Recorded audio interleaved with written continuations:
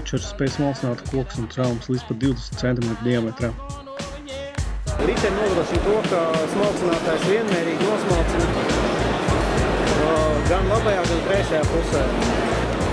Savas rekultivācijas frēzes un mulčers ražo no zviedru materiāla Strenks. Strenks parasti izmanto ceļumkrāna strēlēs, dažādās konstrukcijās, kur nepieciešams iegūt vieglu svaru un lielu izturību. Strenks ir arī garantija, ka materiāls nelocīsies, bet principā izturēs to slodzi, kas viņam ir paredzēta un pat nav paredzēta. Tā kā šeit redzams, Novada domas izmanto šādus te mulčerus arī ceļu nomaļu tīrīšanai un akmens malcināšanai.